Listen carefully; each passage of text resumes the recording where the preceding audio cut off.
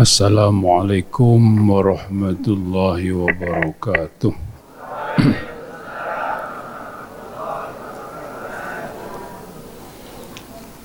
Assalamualaikum warahmatullahi wabarakatuh.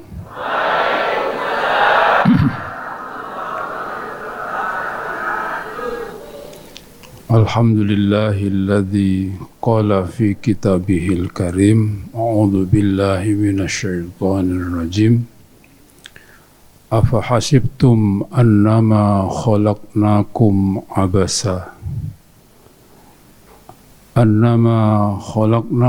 abasan wa annakum ilaina la turja'un.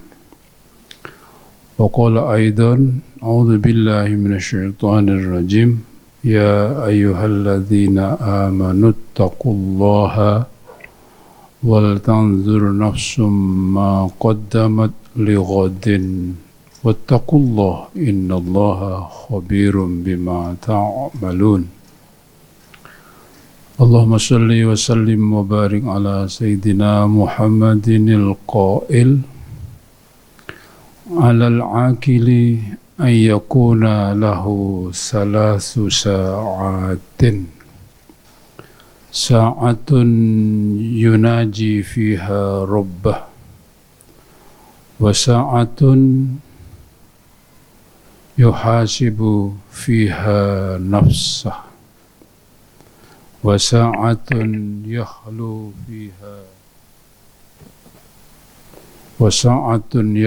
fiha bimat'amihi wa mashrabih wa sa'atun yadhhabu fiha ila ikhwanih liyastahdiyahum fima amarallahu bihi wa fima nahallahu anhu fihi wa ala alihi wa sahbihi wa man ahabbahu wa nasarahu wa majjadahu wa wala amma ba'du. Bapak-bapak, ibu-ibu dan saudara sekalian yang saya hormati, sebagaimana diketahui bahwa saat ini kita di awal tahun miladiah, yaitu tahun 2024. Setelah kita meninggalkan tahun 2023, maka tema yang diberikan kepada kami pada kesempatan ini adalah refleksi tahun 2023 dan menyongsong tahun 2024. Maka memperhatikan tema ini barangkali semestinya kita perhatikan firman Allah yang dalam mukaddimah tadi saya baca, yaitu surat Al-Mu'minun ayat 116, yang intinya Allah mengingatkan sekaligus menanyakan, afa hasibtum annama khalaqnakum abasa. Apakah kalian menganggap bahwasanya aku Allah, kami Allah menciptakan kalian main-main? Artinya jangan dikira kita diciptakan oleh Allah ini main-main, tidak ada konsekuensinya. Sebab manilladzi khalaqaka, who creates you, siapa yang menciptakan kau? Kita semuanya tahu jawabannya adalah Allah, alladzi khalaqani. Allah creates me, Allah yang menciptakan.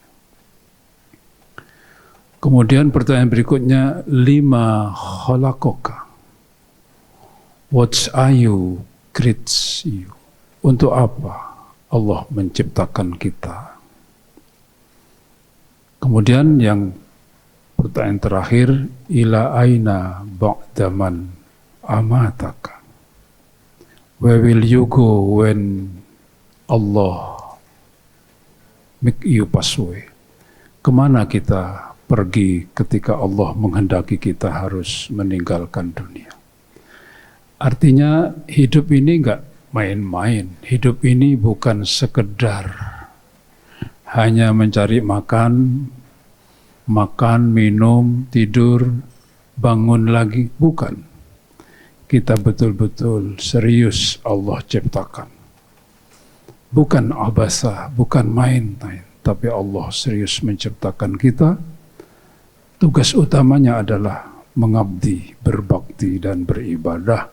Sebagaimana Allah firmankan, A'udzubillahi minasyaitonirrajim, wa ma khalaqtul jinna wal insa illa liya'bud. Aku ciptakan kalian, hai manusia dan jin, tidak ada tugas utama kecuali, sekali lagi, tugas utama kecuali beribadah kepadaku.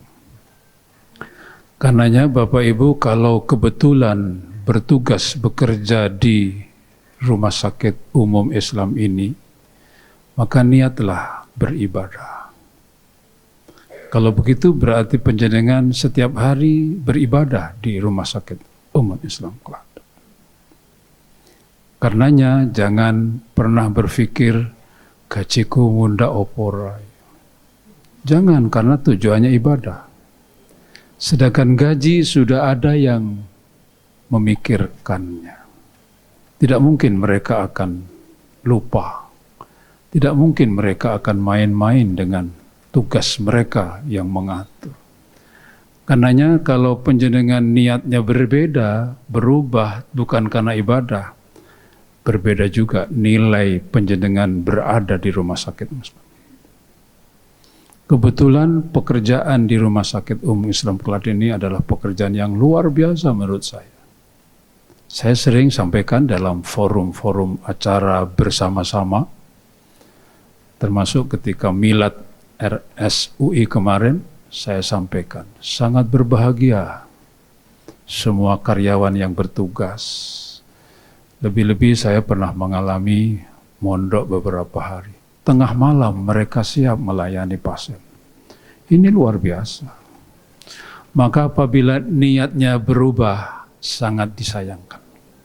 Jangan rubah niat yang mulia ini. Menjadi sia-sia. Menjadi tidak berarti. Kalau jenengan bekerja hanya untuk mencari uang, menjadi berbeda nilainya. Tapi kalau jenengan niatnya karena Allah, ingin berbagi, ingin membantu, ingin meringankan sesama, panjenengan nilainya luar biasa. Lebih-lebih innamal a'malu binniyat. Semua amal bergantung niatnya. Kemudian wa annakum ilaina la turja'un. Apakah kalian mengira bahwasanya kalian tidak akan dikembalikan kepadaku kembali? Biasanya ketika kita ini lupa bahwasanya kita nanti kalau sudah saatnya akan kembali ke hadirat Allah untuk mempertanggungjawabkan, biasanya kalau kita lupa tentang itu, kita kemudian hidup ini enak-enak. Bahasa Jermannya leta-lete. Tapi kalau kita ingat bahwa Allah mengatakan, apakah kalian mengira kalian tidak akan dikembalikan kepadaku?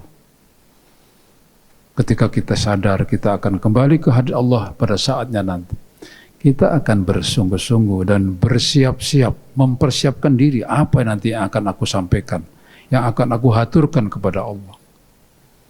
Dan itu bukan lisan kita yang akan menyampaikan, tetapi amal kita yang dengan sendirinya akan melaporkan kepada Allah Subhanahu wa ta'ala.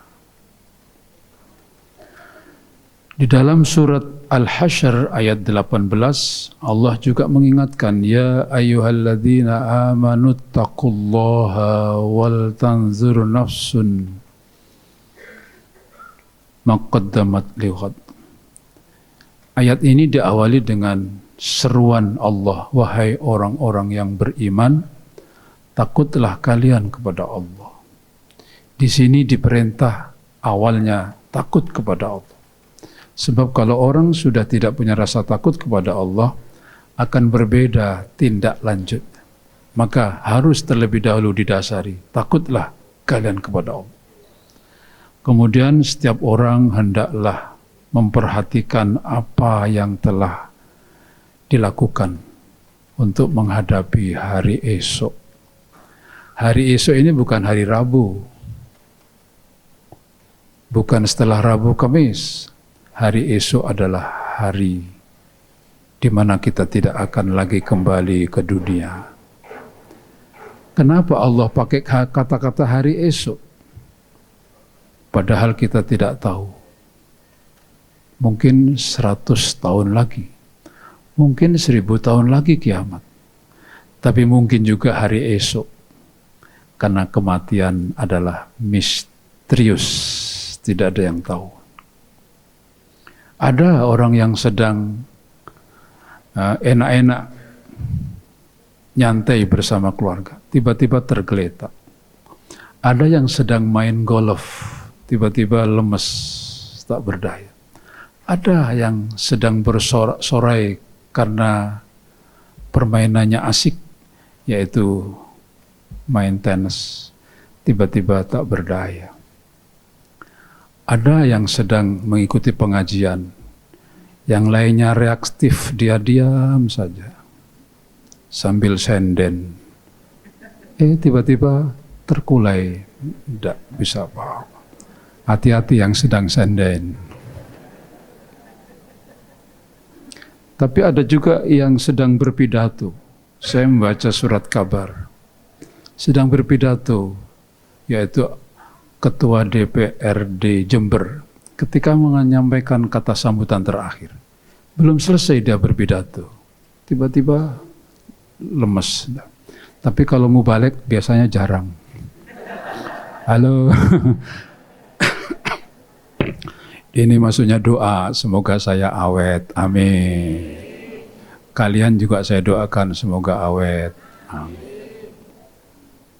Jadi kita harus mempersiapkan apa yang harus kita persiapkan untuk menghadapi hari esok. Jadi kata-kata Al-Quran ini dalam surat Al-Hasyr ayat 18, hari esok. Karena memang bisa saja hari esok. Siapa yang bisa memastikan sekian banyak ini? Kalau besok masih bisa hidup, tidak ada. Kalau ada yang bisa memastikan besok bisa masih hidup, ngacung. Biasanya si ngacung cepat biasanya.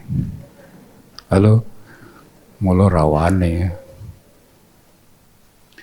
Diulang lagi, wattaqullah innallaha khabirum bima ta'malun. Takutlah kepada Allah, karena Allah Maha tahu apa yang kalian lakukan. Di dalam sebuah hadis dari Uqbah bin Amir diceritakan, apabila kalian melihat orang yang Allah berikan apa saja yang diinginkan, minta apa saja Allah kabulkan. Wa huwa muqimun ala maksiati, padahal dia itu ahli maksiat. Ada enggak orang ahli maksiat tapi kaya raya? Ada enggak? Ada ahli maksiat tapi punya apa-apa, bisa enggak? Ada orang ahli maksiat tapi istrinya 4 manut kabeh, ada enggak? Halo. Kata Nabi, ketika engkau melihat orang yang bermaksiat tapi diberi apa-apa, apa saja yang dia inginkan, fa'lamu anna dzalika istidrat. Ketahuilah, itu bukan karena Allah memuliakan orang ahli maksiat. Itu bukan berarti Allah sayang sama orang yang ahli maksiat, sehingga diikuti apa permintaannya walaupun dia ahli maksiat.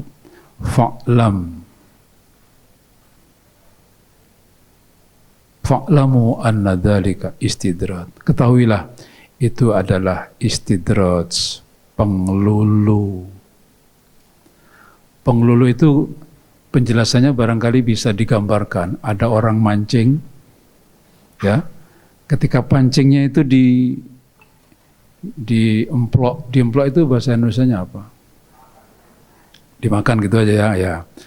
Ketika dimakan oleh si ikan, si pancing yang berisi umpan, itu oleh sang pemilik pancing dibiarkan saja. Kira-kira apa kata si ikan tadi? Loh, aku oleh toh, kowe ra oleh.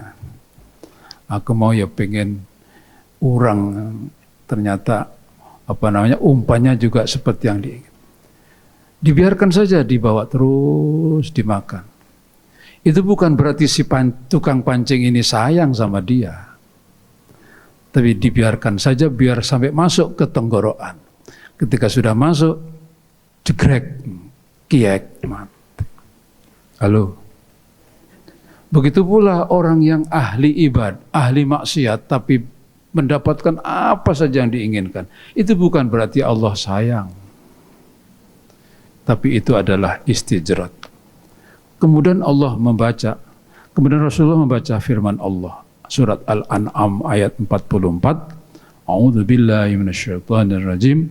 Falamma nasu ma dzukkiru bihi fatahna 'alaihim barakatim abwaba kulli syai'in hatta idza farihu bima utu akhadnahum baghtatan fa idza hum mublisun. Ketika mereka manusia lupa terhadap perintah Allah, tidak mengindahkan terhadap larangan-larangan Allah, biasa saja dia lakukan sesuai dengan hawa nafsu dan keinginannya. Justru oleh Allah dibukakan pintu apa saja yang mereka inginkan. Hati-hati ya, kalau kita sembrono tapi kok dikabulke, pengen iki kok cocok, ini kok sholatnya terlambat tapi bojone kok manut, itu hati-hati. Halo, ya kalau ibadah baca Quran tidak pernah, wiridan juga pendek, tidak pernah sedekah, tapi kok gajinya naik terus. Hati-hati. Itu bukan berarti nikmat Allah. Halo, itu istidrat. Ibaratnya orang mancing dibiarkan saja, senang. Hatta idza farihu bima utu, sehingga ketika mereka merasakan gembira, bahagia dengan apa yang mereka peroleh, akhadnahum baghtatan, Allah tiba-tiba menyiksa dengan tiba-tiba. Ceklek. Ini ramu ni mak ceklek manusia. Teksek gitulah. Fa idza hum mublisun, ketika itu mereka sudah putus asa, tidak ada harapan lagi.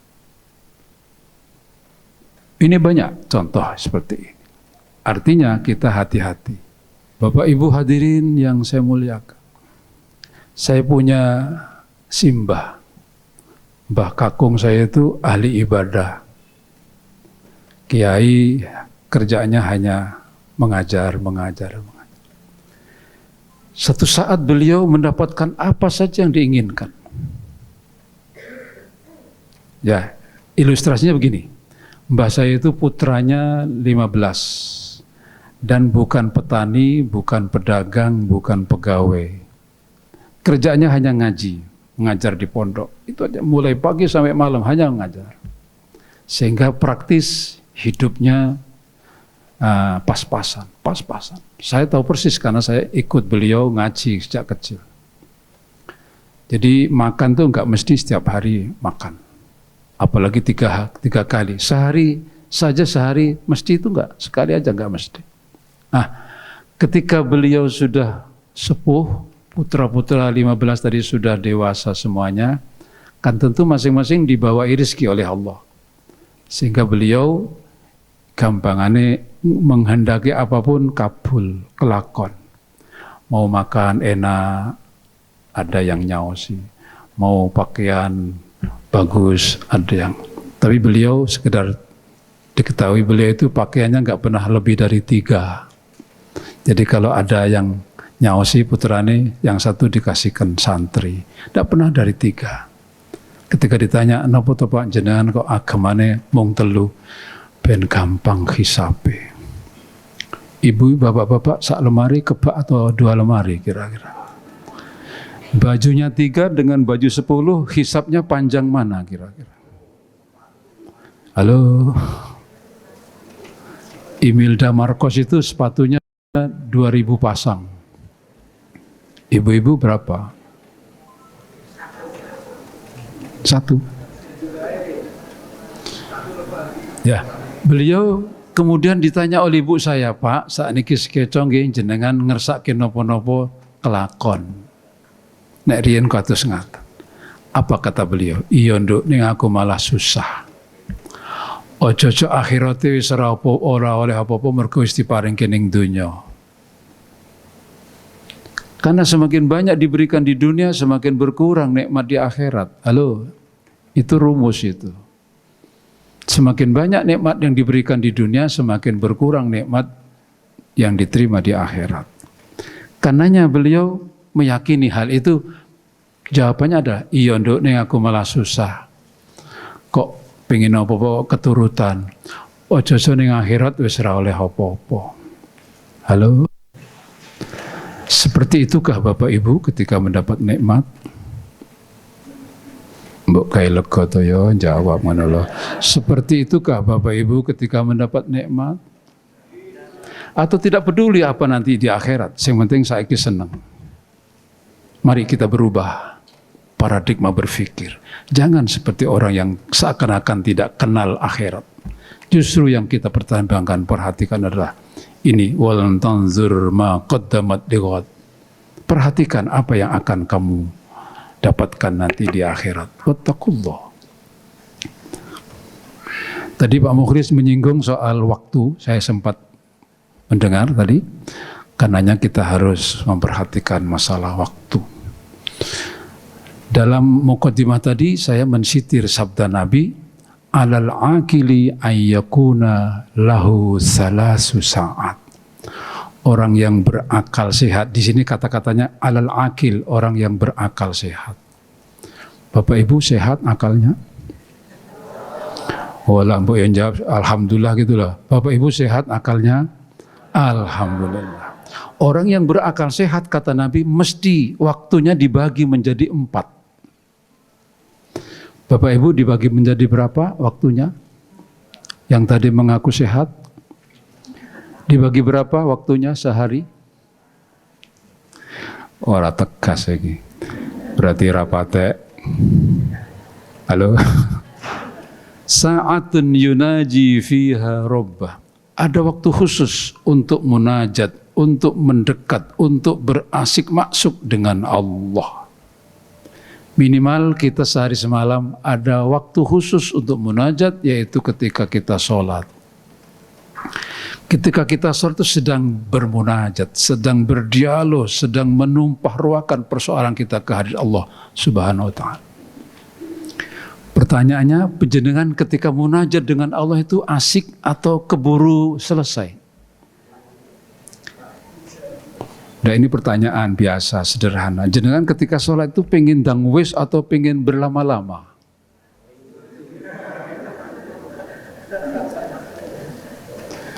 Delok era jauh kita ya asik kita ya.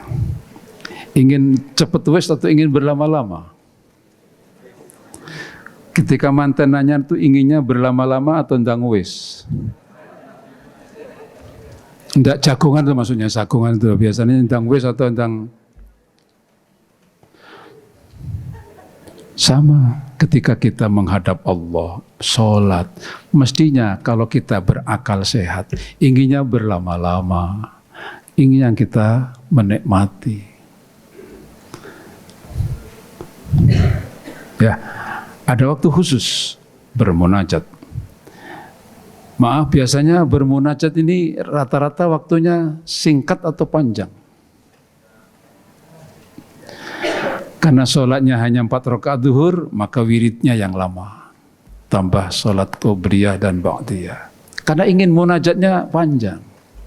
Nanti datang lagi asar, alhamdulillah. Bapak Ibu, ketika habis zuhur itu berharapnya nanti untuk bisa sholat berjamaah asar atau tidak patut dipikir.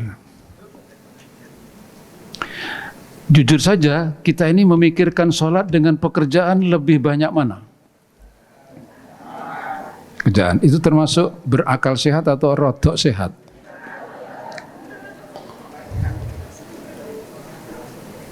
Ya, itu jalmu limpat seberapa tamat sudah faham maksudnya. Wa sa'atun yuhasibu fiha nafsah. Yang kedua adalah ada waktu khusus untuk muhasabah, untuk evaluasi diri, untuk koreksi, untuk mawas diri. Sehari tadi saya amal buruk saya berapa? Sudahkah aku menyesalinya? Sedangkan amal solehku betul-betul ikhlas karena Allah atau karena juga yang lain? Ini harus ada waktu khusus. Biasanya waktu muhasabah ini Bapak Ibu jam berapa biasanya? Halo, mau tidur? Mau tidur betul muhasabah. Tenane loh. Mohon jawab, jam berapa biasanya muhasabahnya? Ojo ora enek waktu muhasabah ini berarti bukan orang berakal sehat.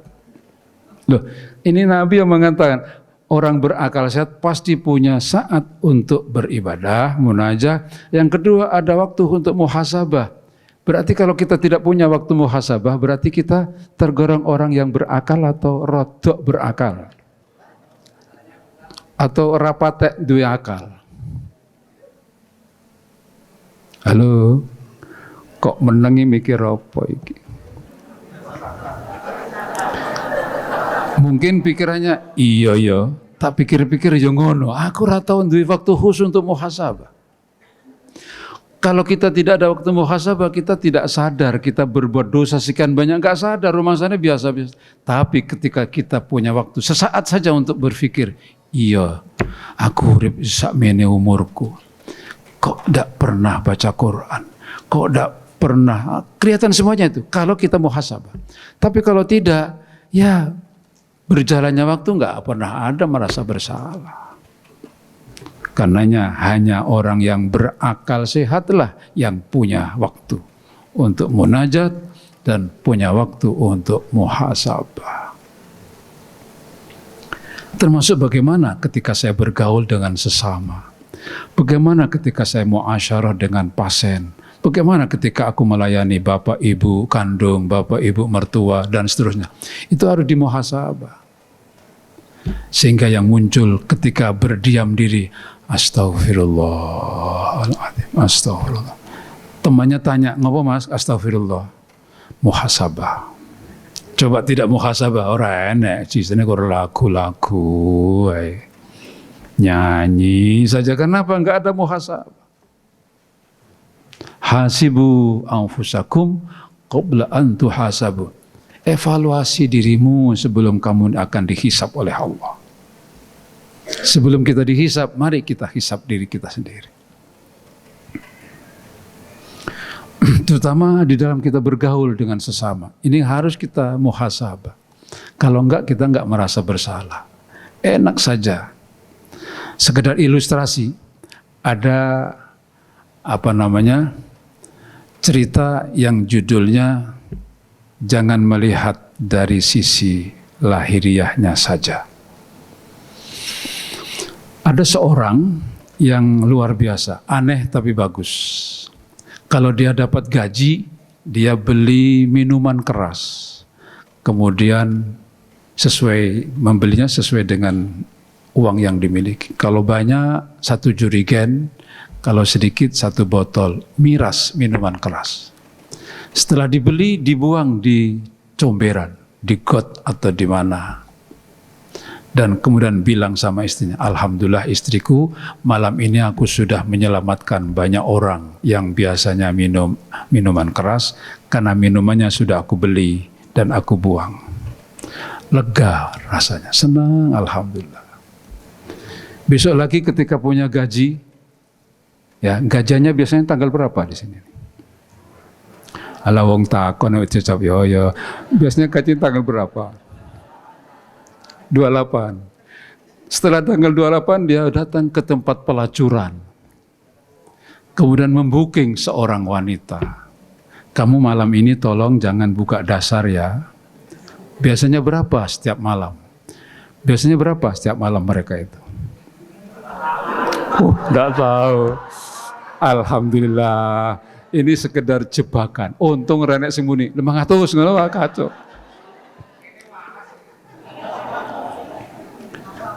Ya, gampangnya saya Itu perolehan saya 1 juta. Ya sudah, aku bayar kamu 1 juta, tapi dengan syarat kamu jangan buka dasar. Jangan buka lapak. Pulang bilang sama istrinya, alhamdulillah istriku, malam ini aku menyelamatkan seorang wanita pelacur dan laki-laki hidung belang karena tidak bisa berbuat sesuatu karena aku telah membayar. Alhamdulillah, merasa lega dia. Sering-sering ketika dapat gaji seperti itu. Pertanyaannya, pernahkah Bapak Ibu seperti itu? Halo? Akhirnya sang istri bilang, hai suamiku, kalau kamu lakukan seperti itu dan banyak orang melihat, jangan kaget nanti kalau kau mati gak akan ada yang menolong. Tidak ada yang mengurus jenazahmu. Tidak ada yang mau memandikan, menyolati, mengubur, karena engkau terkenal pelacur dan peminum. Apa kata dia? Tidak apa-apa. Nanti akan ada seseorang soleh yang akan mengurus jenazahku. Betul, sekian tahun lamanya, tiba-tiba ada seorang sultan murad, terkenal seorang sultan atau raja yang soleh, ketika mengadakan keliling tengah malam, ronda, melihat ada sosok manusia yang tergeletak di pinggir jalan. Tidak ada satupun orang yang mengurus. Dipanggil orang kanan kiri. Bagaimana kalian? Dia menyamar, tidak memperlihatkan seorang raja. Kalian gimana? Ini ada orang mati kok tidak diurus. Biar saja dia pelacur. Biar saja dia peminum. Iya, meskipun dia pelacur, dia kan tetap manusia. Bagaimanapun dari sisi kemanusiaan harus kita perhatikan. Ternyata dilihat KTP-nya, ini seorang muslim. Alamatnya jelas. Pokoknya sekitar Belangwetan sini katanya. Halo. Halo. Ah, diantar ke rumah. Begitu istrinya melihat, kenapa Pak? Ini suamimu meninggal dunia. Bagaimana tadi? Nggak ada yang ngurus. Untung saya melihatnya, kata sang raja, tapi tidak memperlihatkan kalau dia seorang raja. Apa kata sang istri? Betul apa kataku. Wahai suamiku, engkau tidak akan ada yang mengurus. Engkau tidak akan ada yang memandikan, mengkafani, nyolati. Kecuali orang yang soleh. Aku bersaksi, wahai saudara-saudaraku semuanya, aku bersaksi ini adalah orang saleh dan ahli surga, saya yakin. Sultan Murad tadi mengatakan, bagaimana dia ahli surga? Oh, katanya mereka dia adalah pelacur, dia peminum. Ya, kata mereka, tapi aku bersaksi. Dia bercerita kesehariannya itu. Sang Raja Sultan Murad meneteskan air mata. Seperti itu suami, betul. Ya sudah, besok aku urus. Dan suami mengatakan, besok yang akan mengurusku adalah seorang sultan. Aku yang dimaksud dengan suamimu, Sultan Murad. Ini artinya apa? Jangan pernah melihat orang hanya dari sisi lahirnya. Siapa tahu orang seperti itu ternyata luar. Halo. Satu lagi, ini penting saya sampaikan karena kita sering bermuasyarah, bergaul dengan orang bermacam-macam. Supaya kita tidak terlalu terfokus dengan tata lahirnya, perlu jaga. Ada seorang pemilik toko, tokonya cukup mahal-mahal barang-barangnya. Di pagi hari ketika dia buka pintu tokonya, ada melihat orang gelandangan apa? Diusir bahkan dengan kata-kata kasar. Nampaknya dia begadang malam dan tidak segera bangun, maka dibangunkan. Besok lagi juga begitu. Besok lagi bahkan dianggap dia kencing di pintu karena bau pesing luar biasa. Wah, disiram air dia. Dan terakhir ada berita dia sudah tiada. Dia senang. Aku senang dia sudah tidak ada, berarti tidak akan mengganggu tokoku lagi. Ternyata toko itu ada CCTV. Dibuka CCTV, ternyata gelandangan itu adalah justru menunggu tokonya yang dianggap toko itu berharga. Dan sering malam tidak tidur. Akhirnya kesiangan bangunnya. Tapi karena tidak tahu, karena menganggap dia gelandangan, diusir, bahkan dipukuli, ditendang-tendang. Besoknya lagi ternyata itu kencingnya orang-orang yang jalan, kemudian kencing di pintu. Walaupun dia halau, tapi tetap saja mereka kencing. Dia melihat di CCTV, ternyata gelandangan tadi yang menjaga tokonya dan menghalau orang kencing. Tapi justru dia yang dianggap. Satu saat ketika ada orang perampok, 3 orang akan merampok toko itu. Dia justru berjibaku, dia melawannya. Dan akhirnya dia terbunuh oleh perampok, 3 perampok itu. Setelah dia melihat, menangis dia. Kenapa orang sebaik itu kepada aku? Aku siksa, aku sia-siakan, aku zalim. Ya, semua karena aku tidak tahu siapa dia. Halo? Halo? Untuk itu mari kita berusaha baik dengan siapapun. Jangan kita berbuat baik karena dia berbuat kepada kita.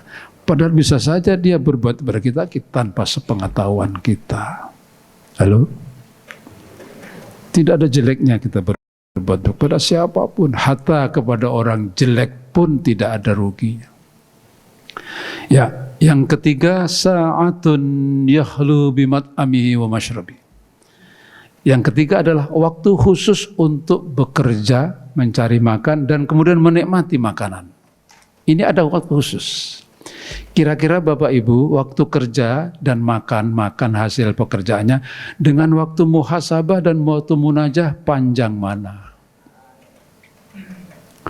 Oh ya, ngerti ngono mbok yang jawab to ya. Panjang mana waktu muhasabah dengan waktu munajah dengan waktu mencari makan dan menikmati makanan, panjang mana kira-kira? Mbok yo ngono ya wong ngerti tok kaya aku meneng ae to ya. Ini kira-kira kita merasa bersalah atau biasa-biasa saja? Biasa saja atau merasa bersalah? Lah ya golek pangan karo mangane jauh. Kalau sholat 5 menit kali 5 berapa? 25 menit. Wiridane 2 menit, dungane 5 detik, wes. Terus kerja 8 jam, bahkan minta lemburan lagi. Muhasabahnya malah tadi kita ngaku enggak pernah. Ini tidak balan namanya. Tidak tawazun. Kita merasa bersalah atau biasa-biasa saja?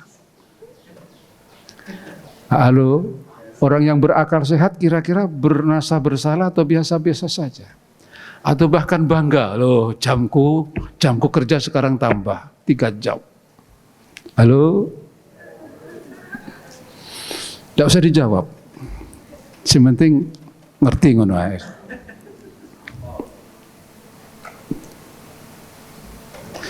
Bekerja itu sebenarnya hanya untuk sarana bagaimana bisa menjadi wasilah untuk beribadah. Jangan dibalik.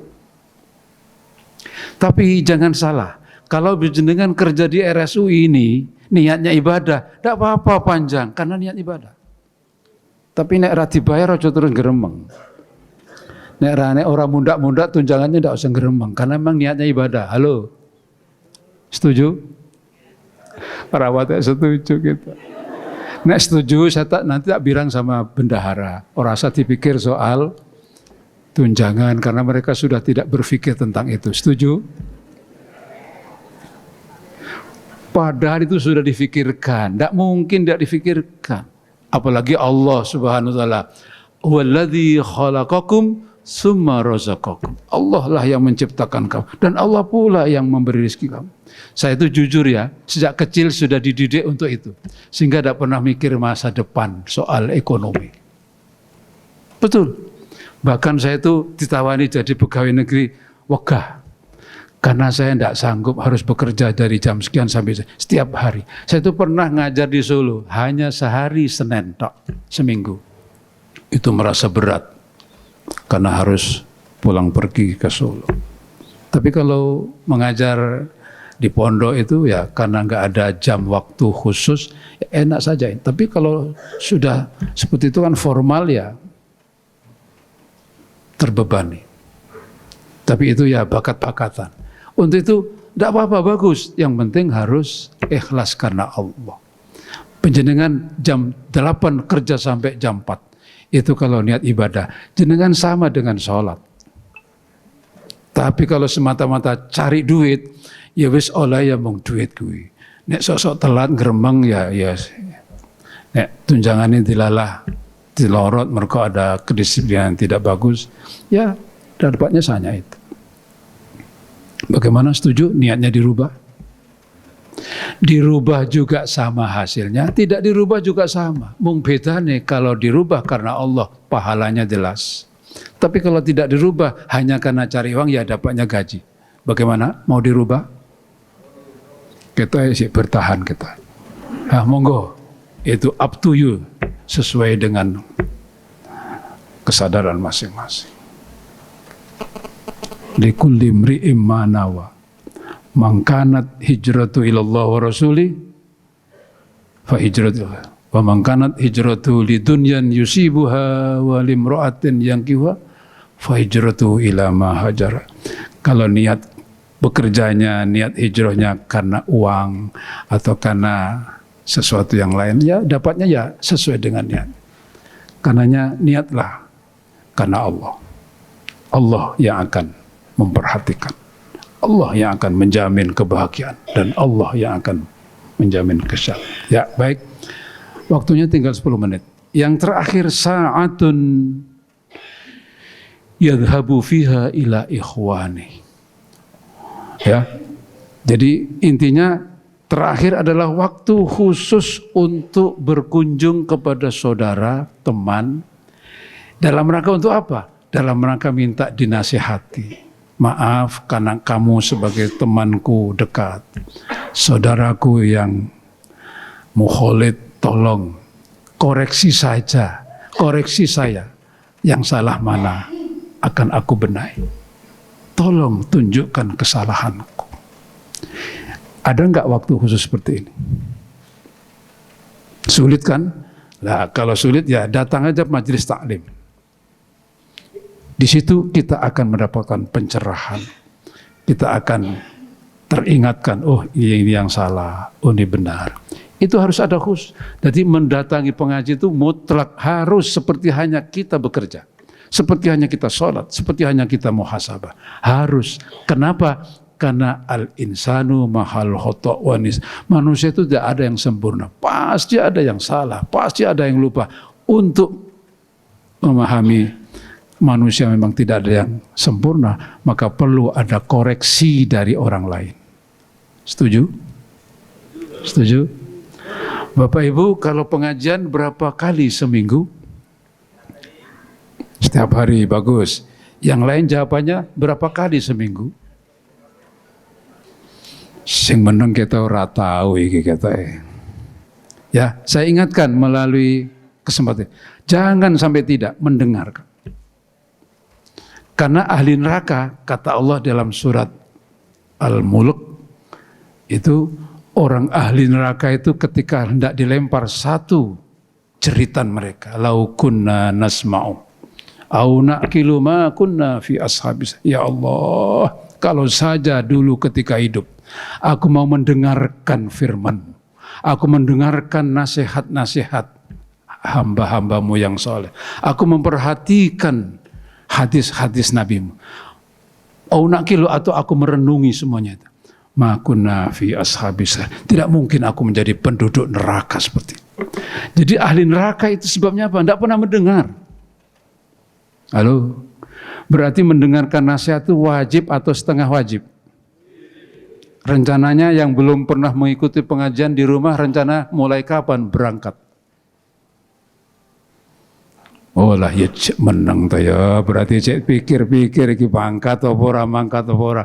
Maka kalau begitu saya boleh berkata, mangkat karepmu ora mlebu neraka rasa-rasa nodi. Ayo sama-sama mangkat harammu ora karo mlebu neraka rasa-rasakno. Nanti kalau ada yang bertanya, Dek ini pengajiannya apa temanya? Mangkat. Loh, ini kita guyon yang serius. Lau kunna nasma'u au naqilu ma kunna fi ashabis sa'ir. Ya Allah, kalau saja saya ketika hidup mendengarkan firman, memperhatikan hadis Nabi-Mu, mau merenungi apa-apa yang disampaikan oleh para ustadz, para ulama, para kiai. Ma kunna fi ashabis sa'ir. Aku tidak mungkin menjadi penduduk neraka seperti. Jadi jelas sekali mereka masuk neraka karena tidak pernah mendengarkan nasihat. Jar membantah. Tapi mungkin bisa, saya selalu nonton YouTube, monggo. Tapi kira-kira efektivitasnya sejauh mana? Konsentrasinya bagaimana? Dan sebagainya. Berbeda kalau seperti ini khusus. Kalau tidak, ngapain RSI mengadakan kegiatan? Karena kegiatan kita penuh, sibuk dan sebagainya, sekarang ditiadakan pengajian rutin setiap bulan sekali dan berganti-ganti kali karena cukup nonton YouTube. Bagaimana kalau kita usulkan seperti itu? Halo, ditiadakan pengajian cukup biar nonton YouTube masing-masing. Malah nonton. Nah, setidaknya kalau sudah begini, tapi begini ini kan biasanya pakai di absen, ya. Kalau tidak di absen kira-kira pulang nggak kira-kira?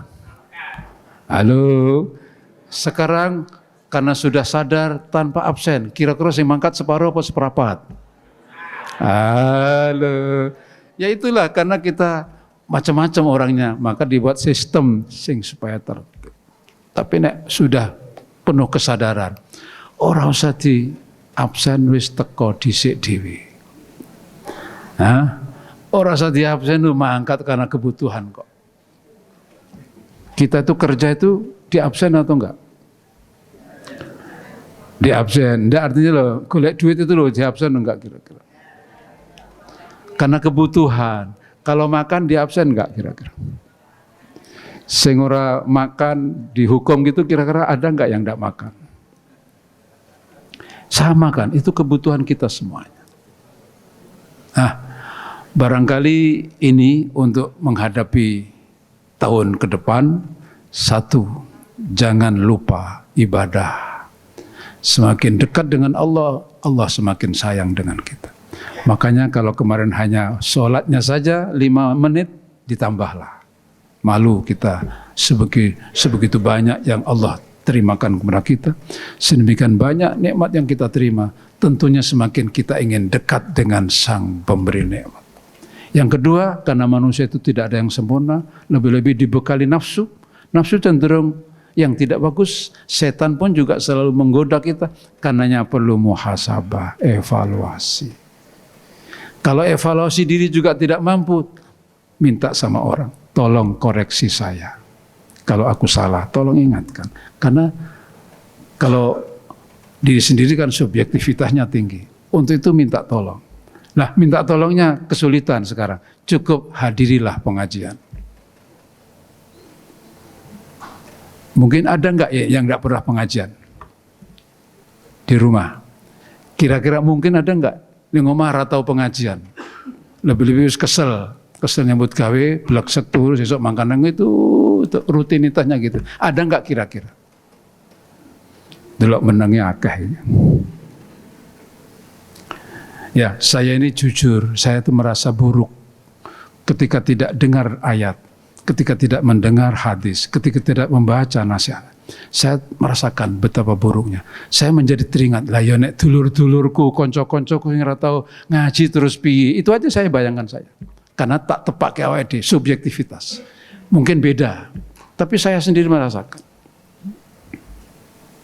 Untuk itu melalui kesempatan ini, mari kita penuhi sabda Nabi, kalau kita merasa menjadi orang yang berakal sehat. Mari kita perhatikan munajat, beribadah, mendekatkan diri kepada Allah. Yang kedua, untuk evaluasi terus. Sudahkah semakin meningkat ibadahku seiring dengan umurku? Sudahkah semakin meningkat sosialku seiring dengan perolehanku? Terus.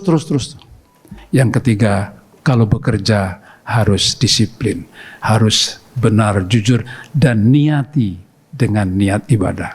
Akan kamin amalin min amalid dunya yatasawwaru bi amalid dunya yasiru bi amal akhirah bi husniha.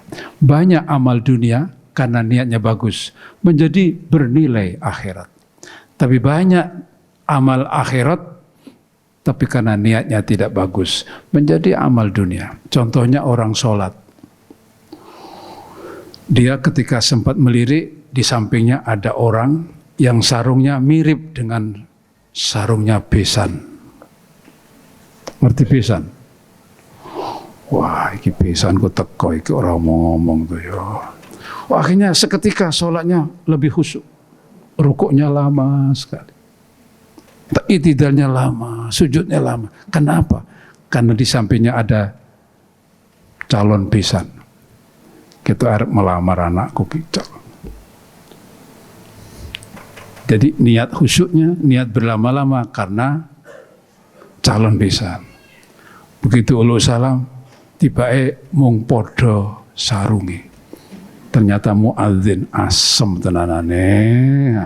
Itu meskipun itu wujud sholat, itu menjadi amal dunia, nggak ada nilai akhiratnya. Karena apa? Karena niatnya bukan karena, tapi jenengan sekalipun kerja, tapi karena Allah niatnya, ingin berbagi, ingin meringankan beban pasien, ingin dan sebagainya.